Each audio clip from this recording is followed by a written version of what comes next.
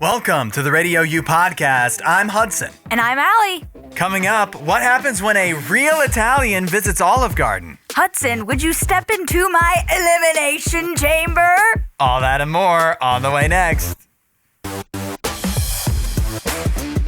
The entire world loves Punch the Monkey, but PETA loves him more. No. 8772 Radio U, the viral baby macaque from the Ichikawa City Zoo in Japan, has taken the world by storm. But PETA, People for the Ethical Treatment of Animals, had to weigh in. They think that Punch is being mistreated. Oh, they think? Yeah. I think we can know, yeah, he was being mistreated. I've seen the video of the other monkeys mistreating him, yes. The other macaques. They were pushing him, dragging him around, stealing stuff from him. So, yeah, I think they're right on track with believing that. But they aren't blaming the other macaques. It's not their fault that they hate Punch for some reason. Okay. They are blaming the zoo. The People for the Ethical Treatment of Animals.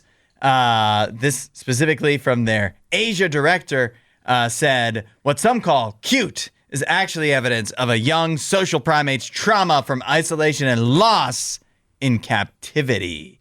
They say that zoos confine animals, deprive them of autonomy, and deny them complex environments and social lives they would have in the wild. And so PETA thinks that Punch should be moved to a reputable sanctuary where he could live in a more natural environment rather than being exhibited at the zoo.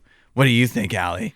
I think it's obviously no shock to anyone because I've said this many times. I'm not the biggest fan of zoos or aquariums or whatever. I grew up in Africa, so I see a lot of these animals in their natural habitat, and I wish and prefer for them to be there. But PETA is lying to themselves if they think that a baby macaque doesn't experience social trauma out in the wild. Yeah. This easily could happen out in the wild, and there's no zookeeper to come in and offer an orangutan to this little baby that's now abandoned and left on its own and most likely would die because there's no one feeding it. This is what I'm saying. So they're just lying to everyone to make it seem as if they were out in the wild, this would never happen. That's not true. There's babies that are abandoned all the time out in the wild. It's way harsher for them to be abandoned out in the wild. It's going to get attacked by some jaguar or some, leopard and killed because it's left by its family because for some reason the mother just doesn't attach to the baby. Yeah, that's exactly what I was thinking. That maybe, yes, in a perfect world, we don't have zoos and we don't have monkeys in zoos. But Punch was born in a zoo. Yeah. And nevertheless, there are probably dozens, if not hundreds, if not thousands of Punches, this baby macaques, that experience this in the wild. Yes. And they don't get an orangutan, like you said. Yeah, they don't get an orangutan. They don't get food. They get eaten. They get taken away by a hawk. A hawk, a jaguar, whatever. Yeah. They're going to get attacked, and that's the real harsh reality of life in the wild. Now, would I prefer for life in the wild to just happen? It's like the circle of life, what we all know, the Lion King, all of that. Yes, but you can't just say because Punch is in a zoo, his life is so bad compared to what it would be in the wild. That's just not true. Doesn't necessarily work that way. Yeah. As much as zoos are not going anywhere, guys. No. And what is truly the difference between a sanctuary and a zoo? Like a little more space and a little less people coming by? Well, and I just also think this is a copy-paste response from PETA on any situation. Because you recognize they say this about everything. We wish for them to be in a sanctuary. We would. It's copy-paste. There's not enough sanctuaries. There's not enough sanctuary space. By the way, there's not enough money in sanctuaries if you aren't going to let people come by and gawk at the animals. They're not going to make any money and they're not going to be able to afford to take care of the animals. Yeah. So there's only so many people that'll donate to a sanctuary. So, and by the way, some of the things that are called sanctuaries are much worse than zoos. Yeah, it's true. They're not all reputable. Why can't we just sanctuaries have reputable zoos? I think depending on the animal, they can live pretty fine. Yet again, Punch able to continue on his life instead of getting taken away by a hawk when his mom pushed him away for some reason. And by the way, can we blame the mom, the mother monkey? I'd say so. Did you see this? That Elf Cosmetics is now selling a dill pickle flavored lip balm. Oh my, no, I did not see this. Yeah, pickle has gone just about everywhere by this point. But to me, this may possibly be the most diabolical pickle invention that we've ever seen. Yeah, I'm not a huge fan of pickle in the sense of pickles that you eat. I love pickleball, but yeah, I don't know about this one. You can probably think of somebody in your life though that loves pickles so much. Yeah, my sister. Yeah, she absolutely loves pickles and has for ever since she was a kid. So if I don't know if this is actually on shelves or if you only can get it online. It is limited edition. But if you went into a store and picked up this dill pickle lip balm for her, she'd probably be pretty pleased. Maybe. Although I don't know if there's an appeal in smelling like pickles, you know? Yeah. And because it's on your lips, you would smell it, I would imagine. Well, I think even worse, this is what I'm thinking as a guy.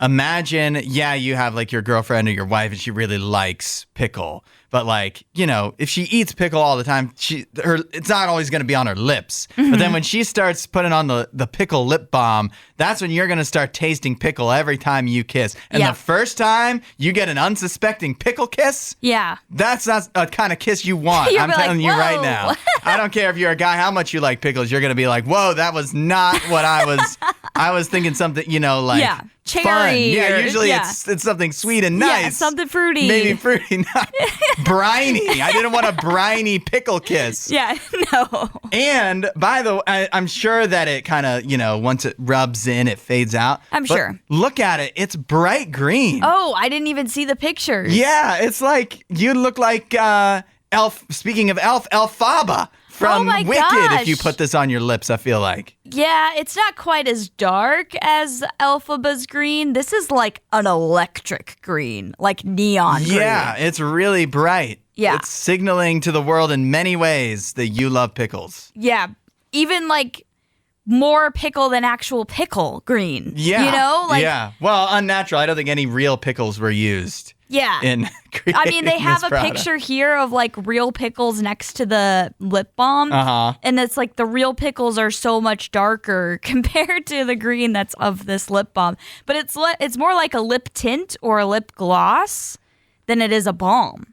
Because I think of balm as almost like chapstick, But this looks like it's like liquidy. Well, they call it a lip balm, so I don't really know the distinctions. I guess I don't either. Even though I kind of need it. I need chapstick. You need chapstick? Yeah, I'm a big chapstick. I always wish I had more chapstick.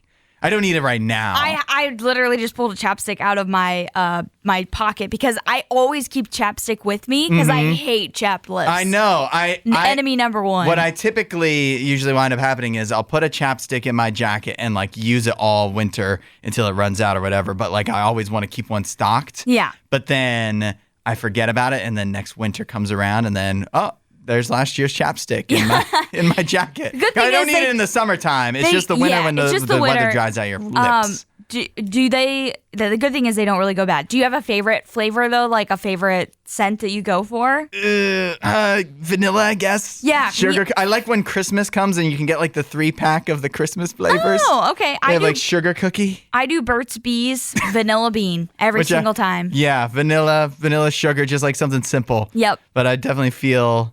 I don't know. I feel a little less masculine going, I need a sugar cookie chapstick for my chappy lips. Yeah, you need the one that's like Lawnmower or something. Exactly.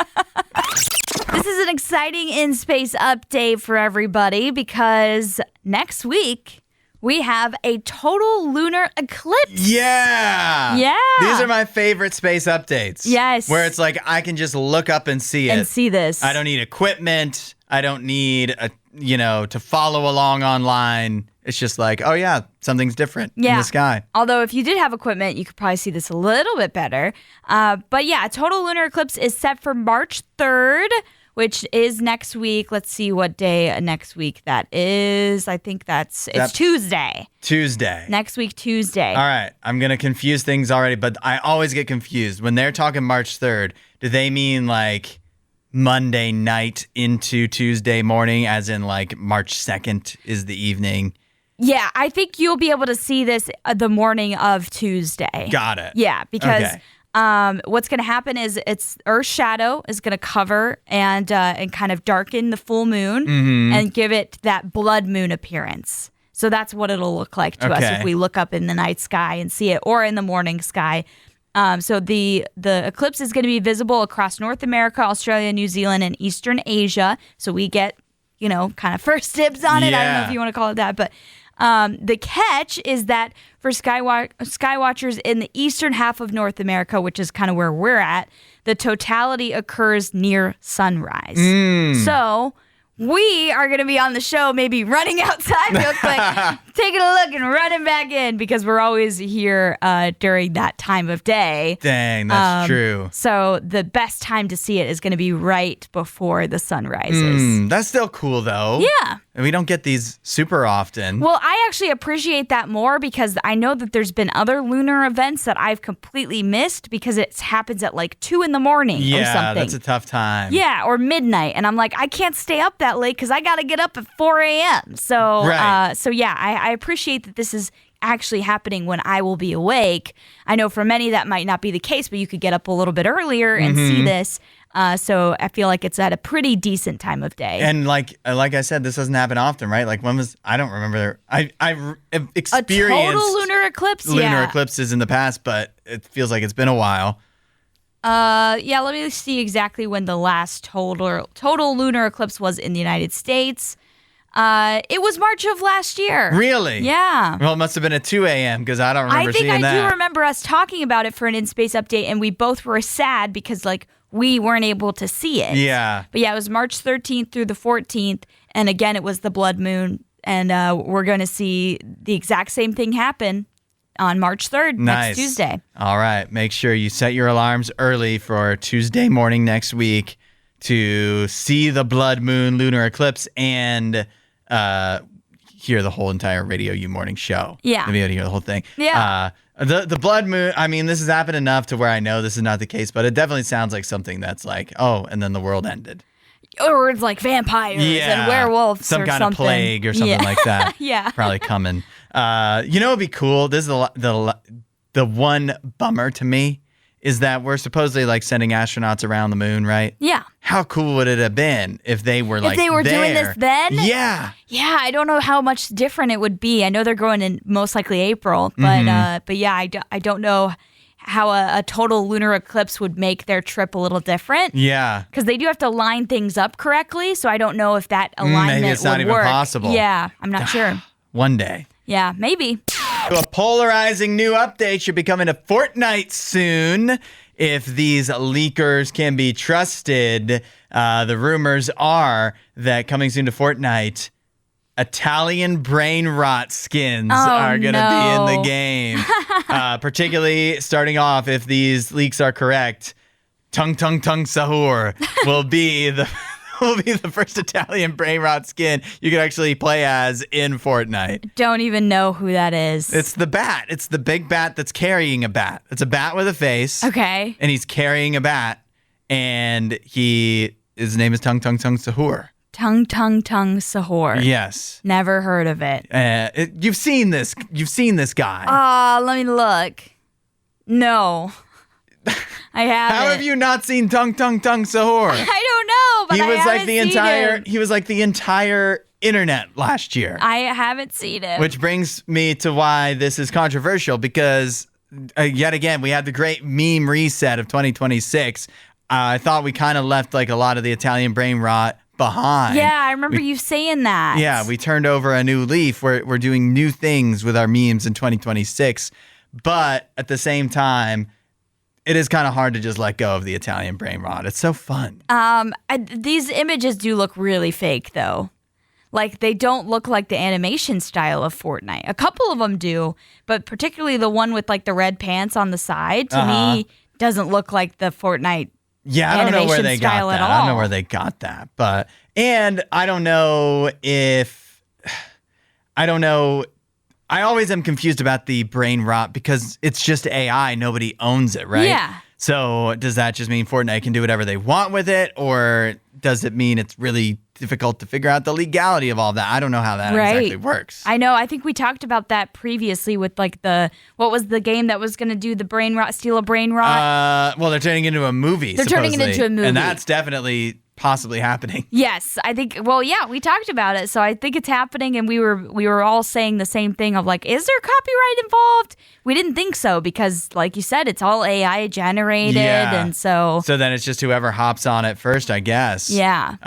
But then it's like, then are you copywriting it when you do that? And then I don't know. I just don't know. Yeah. Because obviously you didn't create it, so very confusing to me. But nevertheless, I don't know. Every time there's a Fortnite update, it could be probably the most like useless thing that nobody even cares about, and some people out there would be like, well, I'm not playing if this is going to be I'm not playing, this is going to be annoying if this is in here. And so definitely people are saying that about the Italian brain rots. Stuff. Yeah, I'd much prefer if it was like Jack Hughes with his teeth knocked out. That's what I know. Love that's to see. a lot of that's always the other complaint with Fortnite too. It's like, how can we get this skin before we get, and then list off all the Olympians that have like literally campaigned to have a skin in the game. Yeah, and it's like, but you're a person, and this is a AI brain rot that nobody owns the rights to. Exactly. So they're gonna make the move that makes more money for them. Mm-hmm. And yeah, exactly.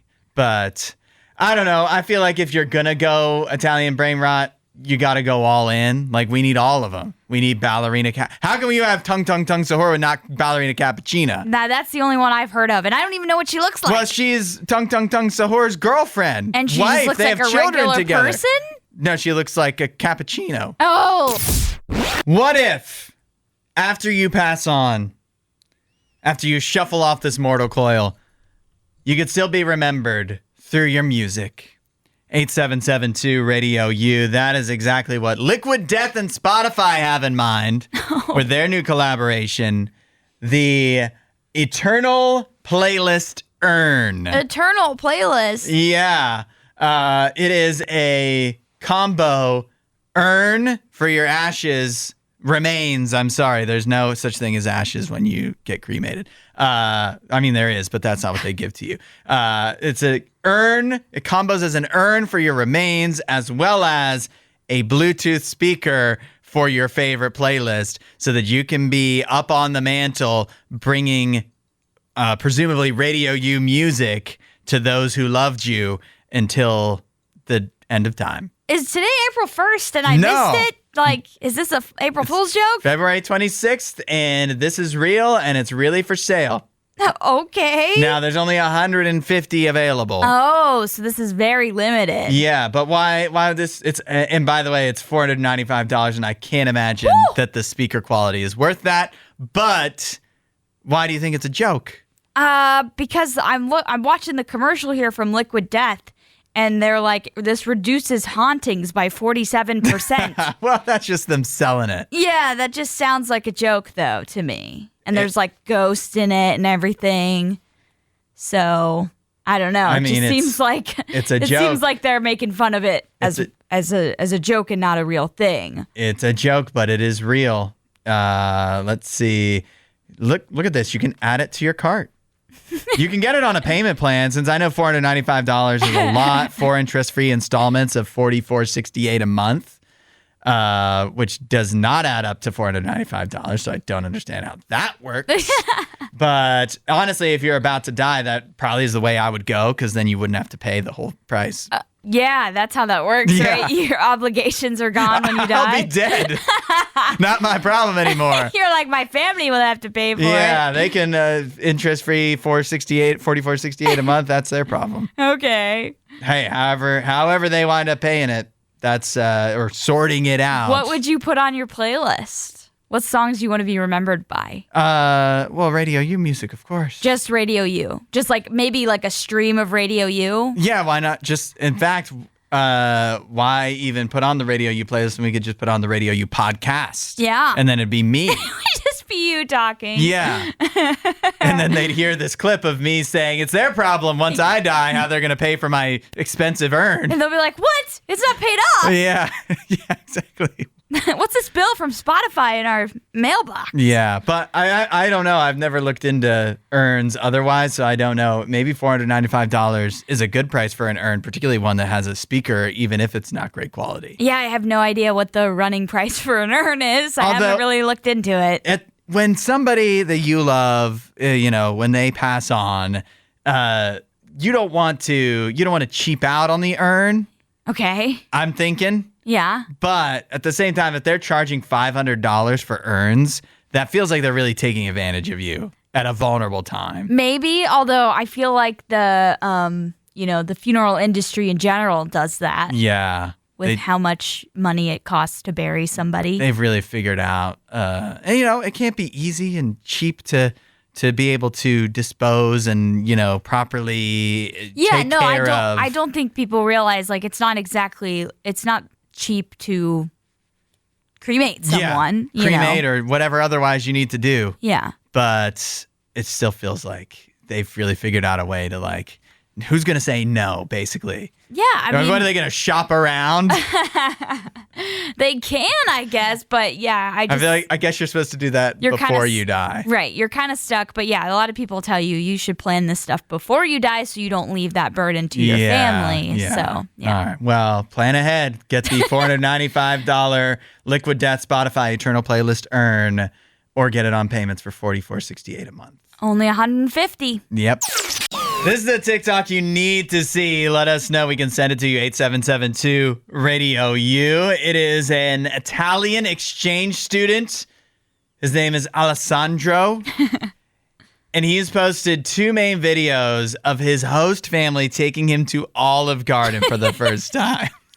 These are amazing. Yeah. And these are... So the first video is him outside the Olive Garden. His host mom, you could say, is Rhonda. And he's like, why Rhonda? I'm not going to even... I shouldn't try to do the accent. Yeah, he's like, Rhonda, why? Yeah. Why are you taking me here? He, like, basically refuses to go in. He's being all dramatic about it. But, like, he does not want to go to Olive Garden because he's a real Italian. So that's video 1.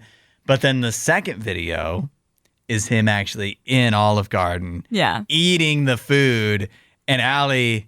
What is this actual Italian trying Olive Garden for the first time? Think of the food. He actually likes it, which is so hilarious to me. And he keeps going, so good. So good. This is good. This is good. I love his accent so much. In fact, in that first video, one of my favorite things he says is he's like, when we get inside, I'm going to ask if there's any Italians here. If not, I'm leaving. There must have been an Italian in there besides him because he actually did sit down and eat and enjoyed it. I thought it was funny when they show him, he's shown ordering with his Italian accent. Yes. If I was the Olive Garden waiter, I'd think he was doing a bit. Yes, like it's a joke or something because the rest of the table is all like just regular Americans and he's just got this Italian accent. But no, he's truly from Italy. And at the very end of the video of him trying the food, he's like, I like this. It's good. But I feel like I'm disappointing Italy and letting them down. Yeah. So I think there's a lot that can be learned from this. First of all, I definitely think this is a video that you should save and show to those friends and family members that may refuse to eat at Olive Garden because they're like, it's not real Italian. It's not authentic. Yeah. Well, maybe not, but it's good though.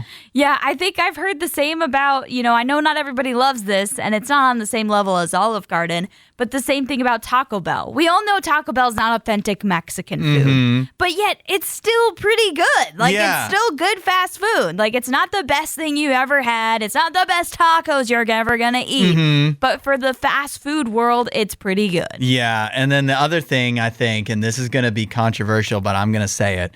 If a real Italian goes to Olive Garden and says it's good, even if it's not true, authentic Italian, can we just say maybe America just like takes other food from other cultures and makes it better? Can we say that? I don't know. Is that wrong to say? I don't know if I could say it makes it better, but it certainly does put its own spin on things. America's very good at that, putting its own spin on all sorts of foods from all over the world. Yeah. And I think that's a good thing. Well, that's okay. It shows that America has been a melting pot of all of these different cultures, all of these different foods. It shows him in the video he's eating toasted ravioli. Ravioli not toasted very good. Yeah. toasted ravioli, not Italian. That is definitely totally an American thing. Yeah. But toasted ravioli is pretty good too. It does sound very good. So I have some other firsthand experience. I talked to a guy from Italy on a plane once. Okay. And the only person I've ever talked to on a plane. I don't know how. Just struck up a conversation. I started the conversation with him. I didn't know he was Italian. Yeah. So I don't know what possessed me. Yeah. And he was probably like, oh, great, I got stuck next to Susie Talks a Lot here. But we were talking, and I was like, he was from Italy, but he's in the United States. And I was like, what is something that you like about the United States versus Italy? And he's like, the food. He said, in Italy, there's only Italian food. Yeah, where there's everything here. Yeah, everything you want. So I think that just goes to my point. I feel like maybe America may not be better at Italian food specifically, but America's just better at food. It just offers up so much different types of food that it's just like you can't lose. Hudson, this morning I opened up ESPN.com to check some scores from last night when I was working on our show prep.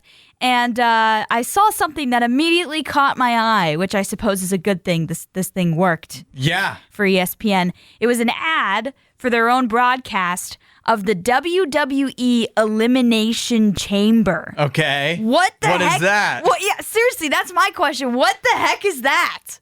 Have we heard of this before?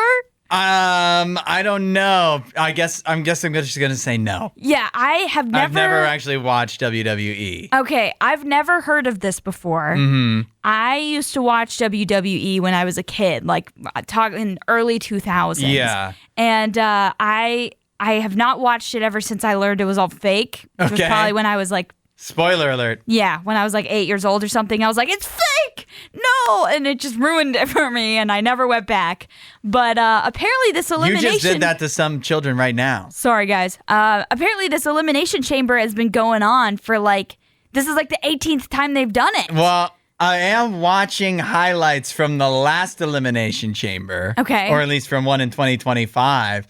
And what I'm seeing here is it seems to be possibly 8 women total. 4 are in the ring wrestling. The other 4 are locked in plexiglass cages. Okay. And they're all locked in the ring is enclosed in a cage. Okay. And then I guess these women, the 4 that are free, are fighting to free the other ones or eliminate the other ones that are in the chambers. How does the elimination happen? Yeah, but I am, in these highlights, I am wildly entertained. There's a woman whipping another woman with her ponytail that's like 3 feet long. Oh my goodness. Her braids.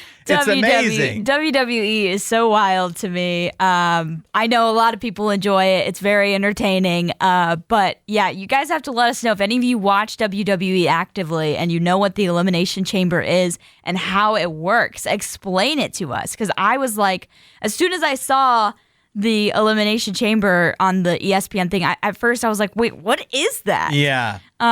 Carson did just chime in and say Elimination Chambers are not super, super new. So even though this is like apparently the 18th time they've done this.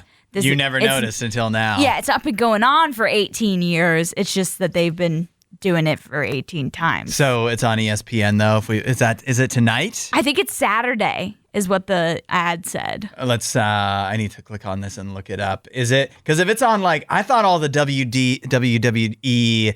Actually, I guess I don't know where it is. I just know Netflix always sends me notifications, but I think that's for Raw, which is Monday nights.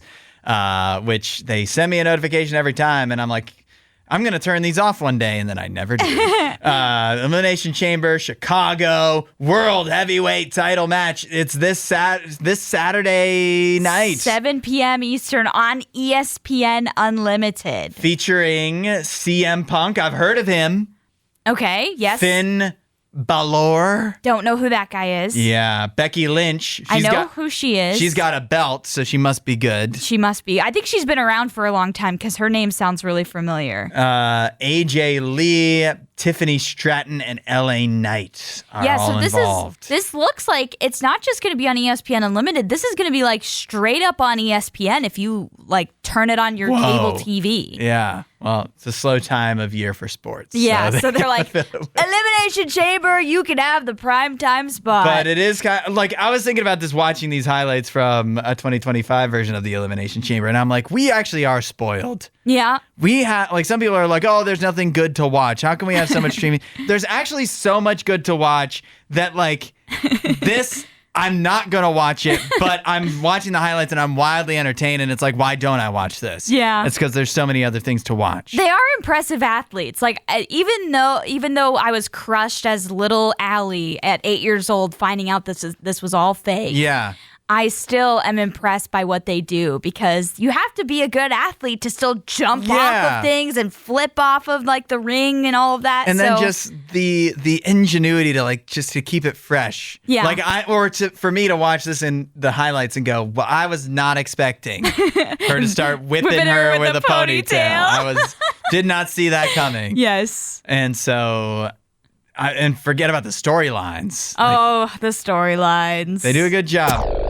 I'm looking forward to this one. First to worst, Allie and I pick our first and worst choices from the given topic of the day, and you decide which of us chose better and which picks we missed. Today's topic is game shows. Allie, you get to pick first. All right. For first, I am going with my favorite game show of all time. I still tune in and watch this. Jeopardy. I absolutely love Jeopardy. I love to try and answer the questions. I love the history of Jeopardy with Alex Trebek. And now with Ken Jennings hosting, I think that's very fitting as an honoring memory to Alex, and also just the legacy of Jeopardy itself. For worst, I am going with Killer Karaoke, hosted by Steve-O. What is that? This show was on for 2 seasons, and I remember tuning in to watch it live when it first aired, which was like, I don't know, 2012 or something. And I tuned in to watch the premiere because I was like, oh, I love, I'm a singer. I love to sing, and I loved all the singing competition shows, American Idol, The Voice, all of those shows. And so I was like, oh, this would be fun, a singing game show. I absolutely hated it because it was basically they would make people do insane stunts while trying to sing a song, which obviously stopped them from singing it well. So even if they ended up being a decent singer, which most of the time they were really not, it would sound terrible because they were trying to sing while serving food with a shock collar on or being dipped into a pool filled with snakes. And so Steve-O only stayed on for the first season. Mark McGrath took over for the second season. So I think that shows you how well the concept worked. Not great, and it was canceled after that. But yeah, I tuned in and was very disappointed. I don't even remember or not familiar with that at all. So I guess blip on the radar. Yeah, that must mean it's truly sucked. My choice is first to worst game shows. I'm going with Family Feud for first. Okay. Such an amazing history. Such great highlights. Mommy. Yeah. Pork, you pine. There's so many good ones. The hosts have, by and large, been great. I mean, you think about the great hosts over the years. Obviously, Steve Harvey does an amazing job. Yes. But also, Louis Anderson had a good run. Who's the guy from Richard Carnes? Yeah, that sounds right. The guy from Home Improvement? Yeah. Not as much my favorite, but still a good host. Yeah. Like not as I mean, nobody's Steve Harvey. Yeah. But Family Feud, if fun. I want a game that is fun to play along at home. Yeah. But also has like other entertainment value as well. Sure. That's Family Feud to me. Okay. For worst, I'm going with Deal or No Deal. What? Deal or No Deal is the dumbest game show. You don't like Deal or No Deal? Deal or No Deal is literally just gambling. It's like watching somebody play roulette. Yeah. There's no skill involved. It's just some, back of the napkin math in your head. And that's and then for some reason that's a half hour or an hour show. I think it was a half hour. It's not entertaining. Playing along at home, like I guess you can. Yeah. But it's kind of pointless. And so I just there's no it's just they opened a case. Nothing happens. Yeah, I guess I can kind of see what you mean by that. It's not the number one I would choose, but I also didn't think of it as like a worst. It's just a show I don't really think about. I don't know if anybody else has hosted it because it's been a show that's been around for a long time. I don't know who else has hosted it, but I think of it with Howie Mandel. Yeah. He's okay, but he's not, I'm not going to watch a show for Howie Mandel either. Yeah, but I think he was what made the show work. Like, without Howie, I don't know if it would work. I mean, I think it worked before him, and I feel like it's still around in some capacity. I've never watched an episode of that without Howie Mandel. So if there was somebody else... If your whole show hinges on Howie Mandel, it's not a good show. How long did that show go on for? Too long. 8772 Radio U. Now we need to hear from you. First to worst game shows. I have Family Feud for first and Deal or No Deal for worst. Allie, you have... I've got Jeopardy for first, and I've got Killer Karaoke for worst. Let us know your thoughts. Which picked better? Which picks we missed? And we'll see what people are saying. Radio U, where music is going. 8772 Radio U. Or you can use the talkback button in the Radio U app to let us know your thoughts on today's first to worst. We're picking the best and worst game shows. Allie, you got to go first, and you chose. I went with Jeopardy for first, and I went with Killer Karaoke for worst. And I have Family Feud for first and Deal or No Deal for worst. We heard from Laura, who says first is absolutely The Price is Right. Oh, a great one. Yeah, I obviously love The Price is Right. And come on down. She says worst, I'm with Hudson, Deal or No Deal. Okay. Thank you, Laura. We heard from Neil. He said first, almost any British game show. Okay. Oh, you know what? I love the British Weakest Link. Oh, yeah. They're so saucy in that. They're so mean. And Neil also said worst is Who Wants to Be a Millionaire? Such a long, dragged out, boring show.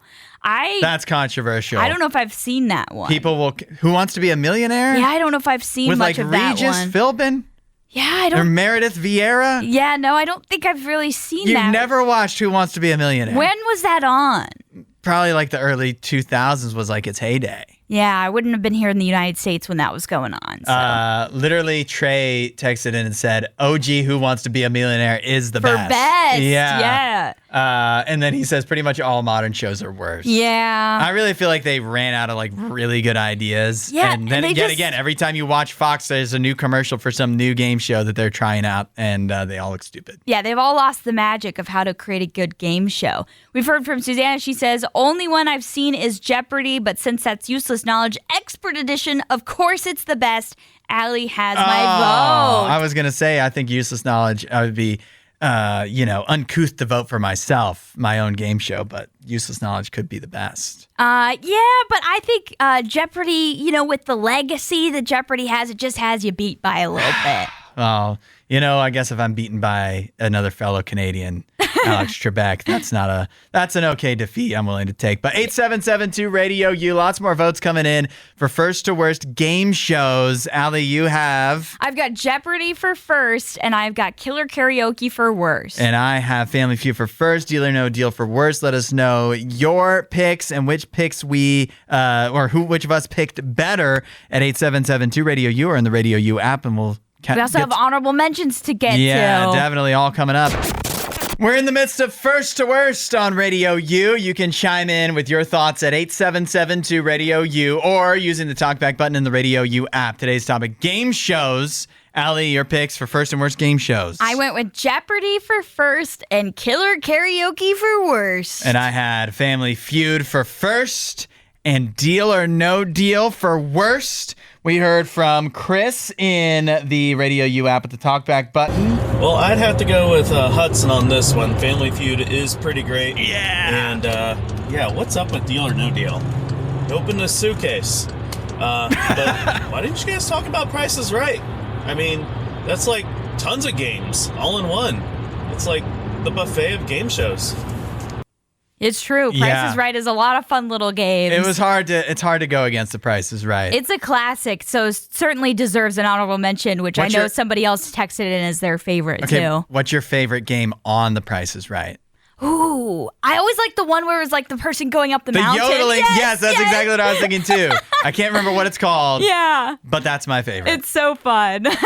Brian texted in at 8772 Radio U. He says, I love Press Your Luck. Okay. That's the one with no whammies. Yes, no whammy, no whammy, no whammy. I hate the show Baggage, hosted by Jerry Springer. Haven't heard of that one. Neither have I, and I don't think it's around anymore because I don't think Jerry Springer is around anymore. Yeah, Brian just says it's so dumb. He says you're wrong about Deal or No Deal. Oh, come on. So Allie wins today. What Thanks, is the Brian. argument for Deal or No Deal? I remember my parents used to love watching that show. I mean, mine did too. Yeah, so there's some type of appeal. Dad. I think people, you mentioned it was like the gambling thing. I think people like that whole risk of like what's gonna happen when you open. It's like the unknown. But when you're just watching at home, you're not risking anything. Yeah, I think that's a good thing. You don't feel like you're putting anything at risk. But then you can't win anything either. So what's the point? Well, I think you kind of try and put yourself in those shoes of what would I do, I know that's what my parents would always say. They'd be like, take the deal. They'd be like yelling. So there was something to it. It lasted for at least a little while. They did kind of take Deal or No Deal and they reduce it down to like a 30-second little thing in every Mr. Beast game. Yeah? Yeah. It's where it's like, take it or not. Yeah, but then I think Mr. Beast realized he's like, this isn't interesting enough on its own. We need to have other things happen as well. We have to have other stuff to do. Yeah. William texted and he said, going with Hudson because my favorite is also Family Feud. One that I also really like was Cash Cab. Oh, I haven't heard of that one. It's literally, I think it's in New York City because that's where cabs would be, but maybe it's somewhere else.